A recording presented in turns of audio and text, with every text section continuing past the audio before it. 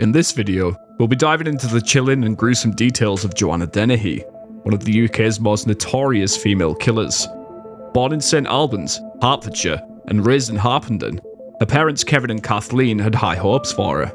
They dreamed she'd become a lawyer, but her life took a very dark turn. Dennehy started showing signs of rebellion at just 15. She ran away from home around 8 times before she turned 16 and could legally decide where to live. Her sister Maria reported that it was like she woke up one day and said no about her planned career. There was cannabis and other drugs involved. She became a bit of a rebel. But a bit of a rebel is more than a slight understatement, as you'll soon come to realise. Dennehy's path of destruction was fueled by severe mental health issues. She was diagnosed with psychopathic and antisocial disorders, as well as borderline personality disorder. After her arrest, she was also found to have paraphilic sadomasochism, meaning she found sexual excitement in pain and humiliation. During her murderous rampage, which we'll discuss shortly, Joanna Dennehy didn't shy away from boasting about her actions. She told her accomplice, Gary Stretch, "I want to have my fun." She even compared herself to the infamous criminal duo Bonnie and Clyde, and said she wanted 9 victims. Her accomplice Gary Stretch, formerly known as Gary Richards, lived in Orton Goldhay. Stretch was an intimidating man, standing at a staggering 7 feet and 3 inches tall. He would drive her around and aid her in disposing of the bodies of her victims. Joanna Dennehy's story is a haunting reminder of how a promising life can spiral into darkness. From running away as a teen to becoming a sadistic killer, her journey is as shocking as it is tragic. Only 3 women in UK history have ever received a whole life sentence without the possibility of parole for their crimes. The first was Myra Hindley, who along with her partner Ian Brady, committed the notorious Moors murders in the 1960s. Together, they abducted, tortured, and killed 5 children, burying their bodies on Saddleworth Moor. Hindley passed away in 2002. The second was Rosemary West, who alongside her husband Fred West, was responsible for the torture and murder of at least 9 young women during the 1970s and 80s. Their house at 25 Cromwell Street became known as the House of Horrors, where unspeakable acts took place. Rosemary is still alive and serving a life sentence, although she was transferred from Lord Newton Prison to Newhall Jail in Wakefield, Yorkshire, due to threats on her life from a fellow inmate. And the third is the subject of today's video. In March 2013, Dennehy embarked on a killing spree that left 3 men dead and 2 others seriously injured. Joanna's first murder took place on March 19, 2013. The victim was Lucas Slaboszewski. Lucas, a 31-year-old Polish national, had recently moved to Peterborough. He initially met Dennehy at a pub, and later, via a series of text messages, she managed to entice him to a property in Orton Goldhay on the premise of sex. Once there, Dennehy stabbed Lucas in the heart. His body was kept hidden in a wheelie bin for several days, during which Dennehy even showed his corpse to a teenage girl, boasting about her actions. Eventually, she and her accomplice, Gary Stretch, disposed of Lucas's body in a ditch near Thorney Dyke. His decomposing remains were found by a dog walker on April 3rd. John Chapman, a 56-year-old former Royal Navy sailor, was living in a shared house with Dennehy. On the morning of March 29th, Dennehy attacked Chapman in his room, stabbing him multiple times in the neck and chest. John was a vulnerable man with a history of alcohol abuse, making him an easy target for Dennehy. After the murder, Dennehy reportedly texted her accomplice Stretch with a chilling, "Oops, I've done it again."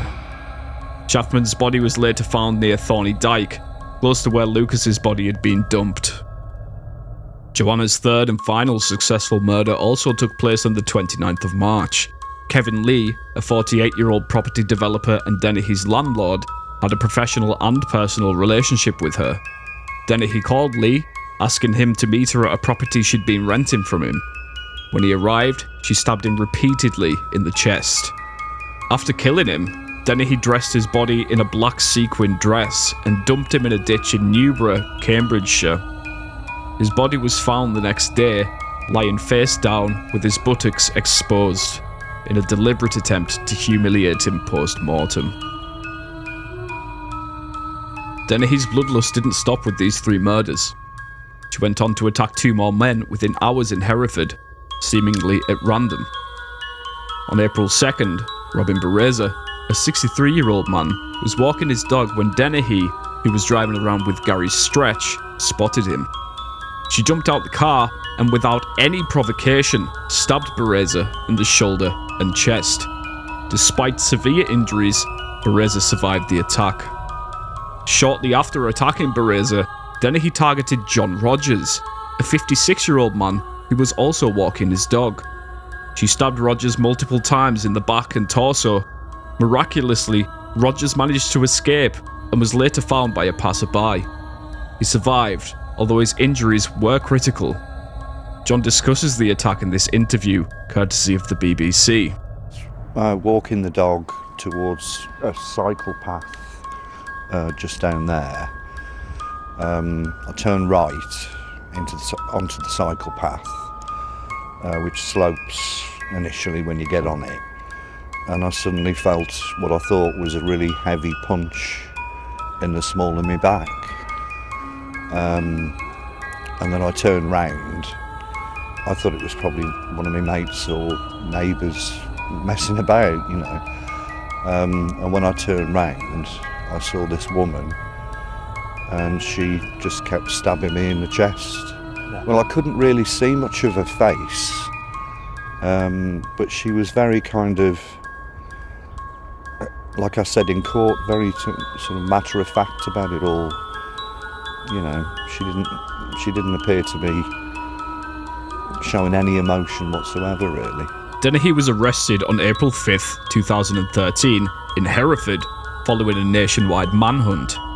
During a trial, it became clear that she had no remorse for her actions.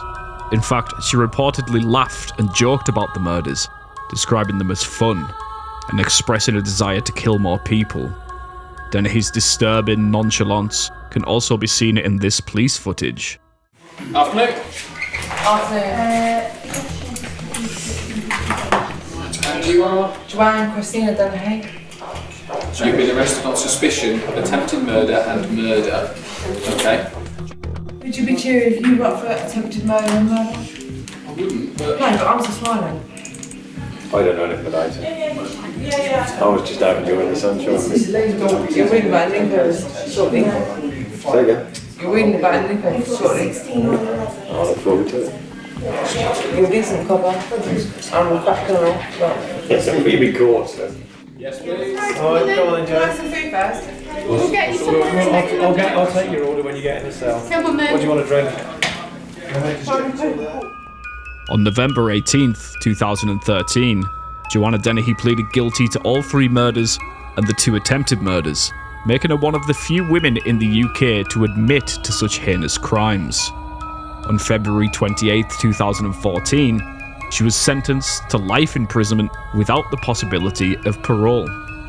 The judge described her as a cruel, calculating, selfish, and manipulative serial killer. Earlier in the video, I mentioned that the notorious Rosemary West was transferred due to threats from a fellow inmate. But these threats came from none other than Joanna Dennehy, who was keen to establish herself as the top dog of her new home. Dennehy's motives remain largely unclear. However, psychologists believe her actions were driven by a combination of psychopathy, sadism, and a desire for attention. A complete lack of empathy and thrill-seeking behaviour were significant factors in a murderous spree. That's it for today's deep dive into the chilling case of Joanna Dennehy. If you found this video informative and want more true crime stories, don't forget to like and subscribe.